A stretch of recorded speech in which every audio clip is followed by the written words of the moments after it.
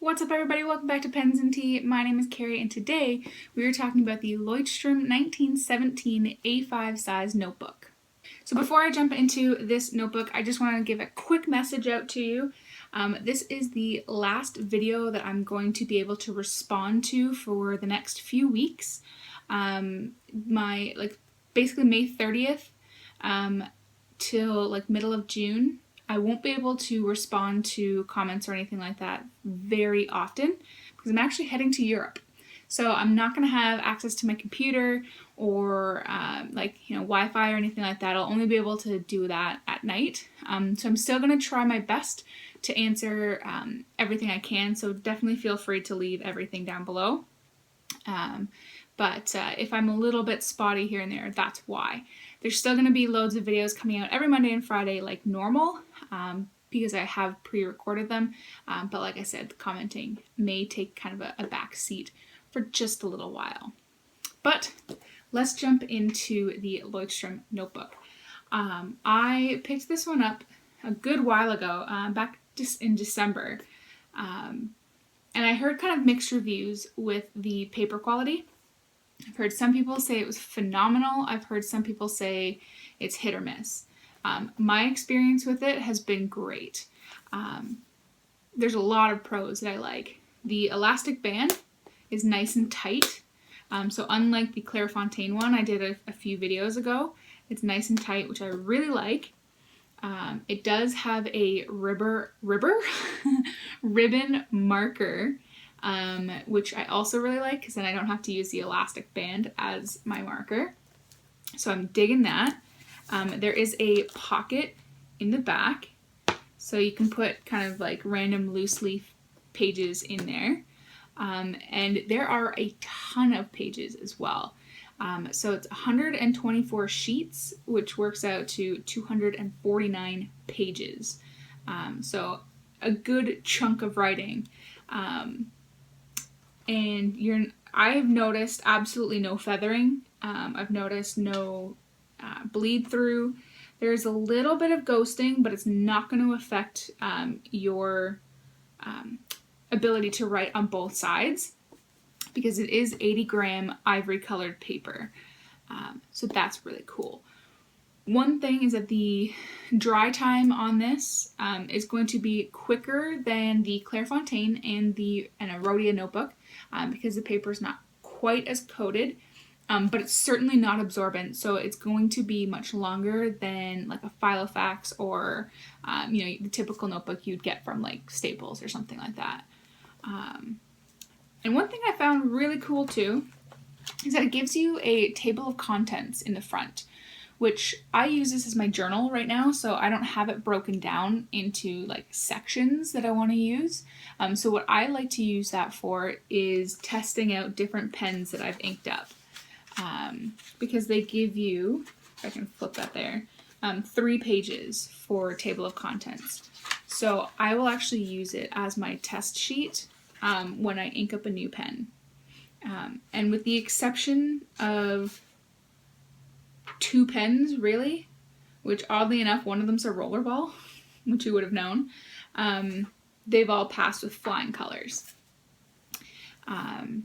They do give you stickers as well to use that you can kind of label and keep everything organized. I've tossed one on the front of mine, so this thing here would normally just look all blue, but I have put one of the stickers there just to mark when I started using this notebook, because like I said, I do use it as a journal. There's almost no branding on this, which I absolutely love, so that you could use it for work, you could use it for school, anything, and it's going to look professional. There's only one thing in the back that says Leuchtturm 1917. Like I said, I've slapped a sticker on the front, but normally that's not there. There's nothing on the sides, anything. That one little word on the back is it. So I think that's really cool, and that is a great decision on Leuchtturm's part because it gives it a very classic look. So I'm digging that. Cons about this notebook is there is light ghosting. So people who are like 100% against ghosting, which was going to be really hard to find, I think, paper that ghosts 0% of the time.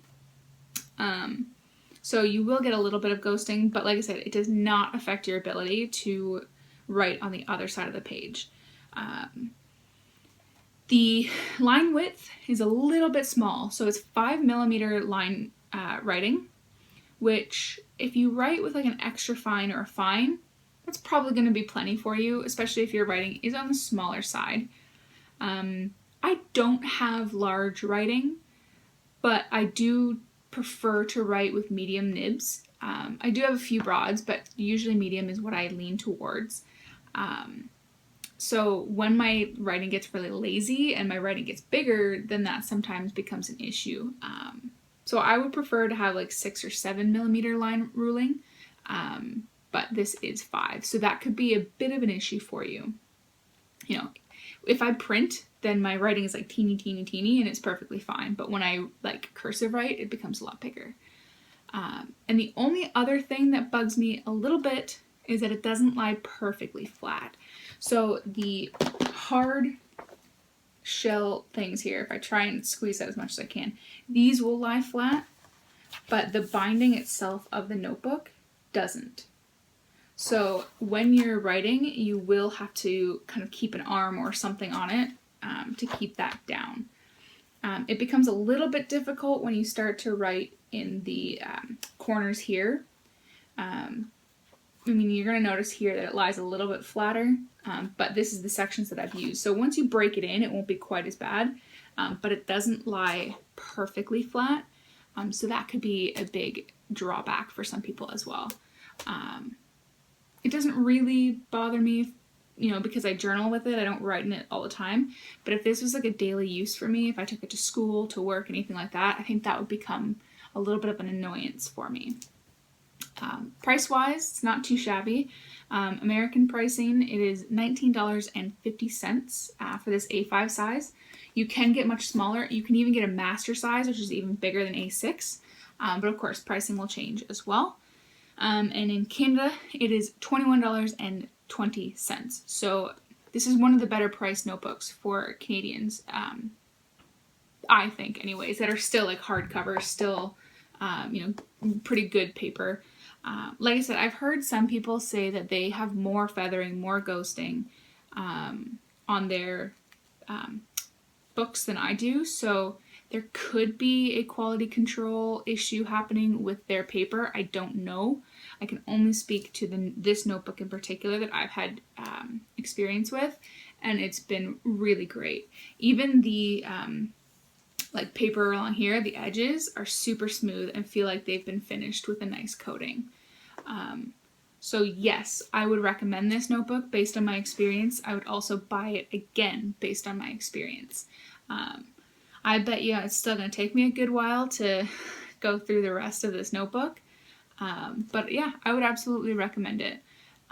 Especially if you're just kind of, you know, looking for something classy, not too flashy.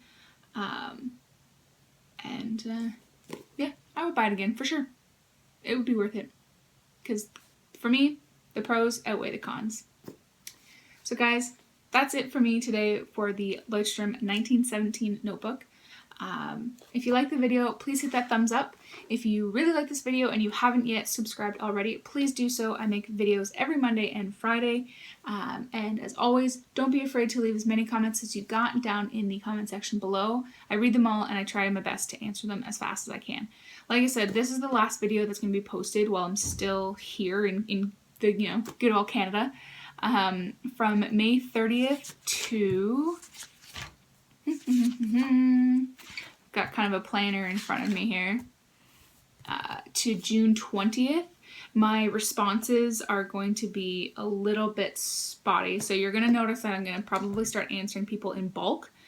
So it may take me a day or two to start answering your questions, but I'm still going to do my absolute best to answer them whenever I get, you know, downtime or I'm in Wi-Fi or something like that. So guys, thank you for watching, and as always, I'll see you next time. Bye.